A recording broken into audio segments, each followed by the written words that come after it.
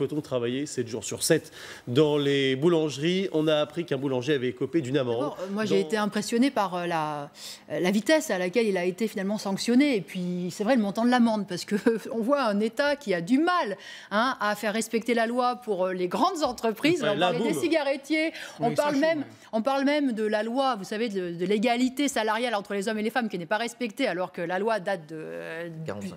Voilà, oui. 45 ans d'Yvette Roudy. Donc là, je suis impressionnée. Par ailleurs, vous constaterez que ce n'est pas le Code du travail qui lui pose problème. Oui, absolument. C'est un règlement du syndicat des boulangers. Oui. Donc, local.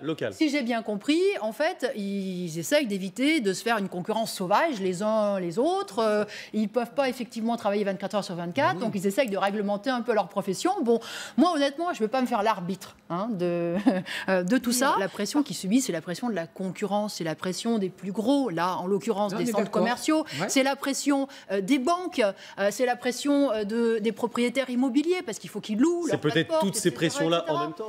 Et donc, effectivement, avec tout ce qui leur tombe sur les épaules, bah oui, et beaucoup doivent y passer leur vie au boulot. Beaucoup de petits artisans, commerçants, ils passent leur vie pour se dégager un salaire. Donc ça, c'est effectivement la loi du système, c'est la loi du plus fort. Et effectivement, beaucoup de travailleurs à leur compte la subissent. Mais les salariés sont au bout du bout. Vous leur dites quoi à ces petits patrons? Vous dites, moi je vous soutiens. Mais je leur dis qu'un grand nombre devrait effectivement, finalement, comprendre les intérêts qu'ils ont en commun avec les salariés qui demandent des protections, qui demandent des limitations, qui refusent de passer à la moulinette, d'être pressés comme des citrons, parce qu'effectivement, on a une vie. Parce qu'effectivement, l'économie, l'homme ne doit pas être au service de l'économie, ça doit être l'inverse.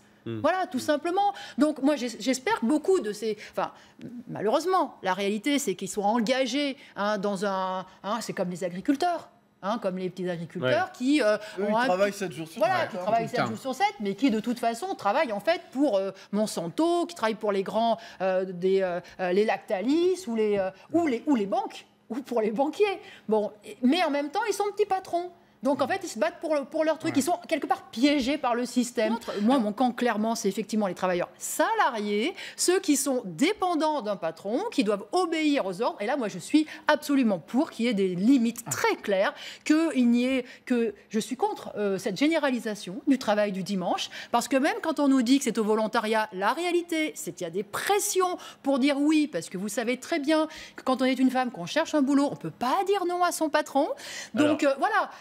Moi, c'est très clair. Voilà. Effectivement, étant dans le camp des travailleurs, des salariés, des employés, je pense qu'il faut des limitations, qu'il faudrait même diminuer en fait le temps de travail. C'est un peu le sens de ce que nous dit on crève sous les horaires délirants et sous les cadences de travail.